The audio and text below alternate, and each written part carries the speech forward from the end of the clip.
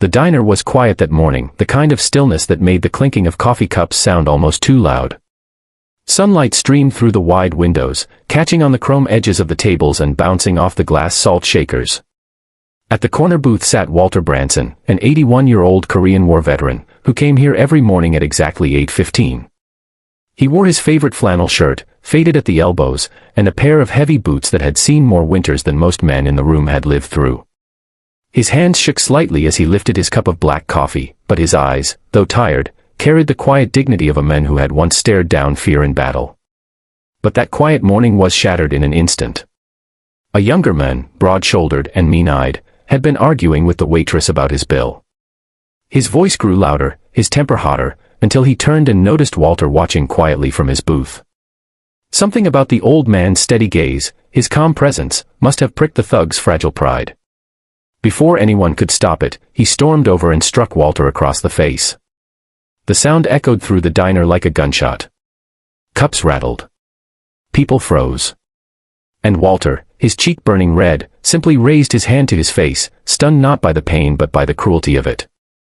If you believe in kindness, in respect for those who came before us, and in the power of second chances, please take a moment to like this video, share it with friends, and subscribe to Kindness Corner. Your support helps spread these powerful stories of humanity. The diner fell into a heavy silence. The waitress, trembling, begged the men to leave, while the other customers looked down at their plates, too afraid to intervene. Walter didn't retaliate. He simply sat there, his weathered hand covering the fresh bruise, his eyes staring into the coffee he could no longer taste. He wasn't afraid for himself, he had endured far worse, but his heart ached at the state of the world, at how quickly respect seemed to vanish in the face of arrogance. Minutes turned into an hour. Walter stayed at his booth, partly because his legs felt too heavy to carry him out, and partly because he had nowhere else to be. The diner was his refuge, the place where he was known simply as Mr. Branson, the polite old man who always tipped generously, even when his pension was thin. Now, even that sanctuary had been tainted by violence. But then the bell above the diner's door jingled, and in walked a group of men whose very presence shifted the atmosphere. Leather vests stitched with bold insignias, tattoos winding down muscled arms, boots that hit the floor with certainty, they were members of the Hells Angels. At their center walked a man taller than the rest, his gray-streaked beard giving him an air of authority. His eyes scanned the room until they landed on Walter. And in that moment, a ripple of recognition passed through the old man's tired expression. The leader of the group was Thomas Branson, Walter's son. The thug who had struck Walter was still in the diner, smugly chatting with a friend near the counter, unaware of what was about to unfold. But Thomas saw the bruise on his father's face instantly, and his jaw clenched. The other bikers noticed too. The room held its breath, unsure whether violence would erupt again. But Thomas didn't charge forward. He walked slowly, deliberately, to his father's booth, sat down across from him, and placed a calloused hand over Walter's trembling one. The two men sat in silence for a long moment, the bond between them unspoken but unmistakable.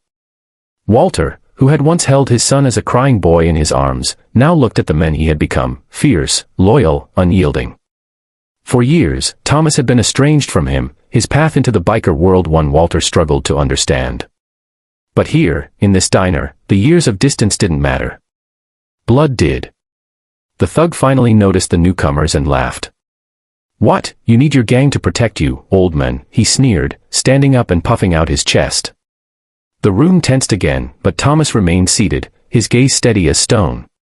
The other bikers stood behind him, silent, their presence enough to make even the bravest man reconsider his actions. Then Thomas spoke, his voice low but firm, every syllable dripping with authority. "That man you laid your hand on is my father. He's an 81-year-old veteran who gave more for this country than you ever will. And you thought it was tough to slap him." The thug's grin faltered. Suddenly, the weight of the room pressed down on him, the stares of the customers, the silence of the bikers, the quiet strength of the old man he had struck. Thomas didn't raise his fist. He didn't need to. His words alone carried a force greater than any punch. Slowly, the thug backed away, muttering something under his breath, before fleeing out the diner's door. No one followed him. There was no need. His shame would follow him farther than any man could. Walter finally exhaled, the tension leaving his body. For the first time that morning, he allowed himself a small, weary smile. His son had defended him, not with violence, but with loyalty and respect. The bond that had been strained for so many years seemed to heal in that simple act. The waitress brought fresh coffee for the table, her hands still shaking, and quietly thanked Thomas and the others. Around the diner, customers began to murmur, the fear lifting as though sunlight had broken through heavy clouds. Some even approached Walter to offer words of respect, ashamed they hadn't acted sooner. Walter looked at his son, his voice raspy but steady as he said, "I fought battles long ago, Thomas. But nothing compares to the fight of keeping your family close." Thomas nodded, emotion flickering in his tough exterior. For all the years they had drifted apart, this moment had reminded them both of what truly mattered. From that day forward, the diner became more than a place for breakfast. It became a symbol of reconciliation. Walter and Thomas would meet there often, sometimes joined by Thomas's biker brothers, who treated the veteran with a reverence he had never asked for but deeply appreciated. And every time Walter entered, people remembered that morning, when a thug's cruelty was silenced not by fists, but by the quiet power of family and respect. If this story touched your heart, please show your support by liking this video, subscribing to Kindness Corner, and sharing it with others. These stories remind us that no matter how broken the world feels, acts of love and loyalty can mend what's been lost.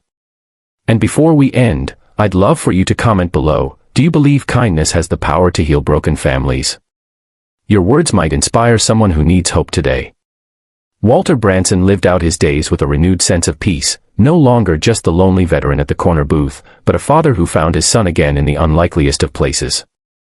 And to everyone who witnessed it, that diner became a reminder that even in the face of cruelty, respect, loyalty, and love will always carry the greatest strength.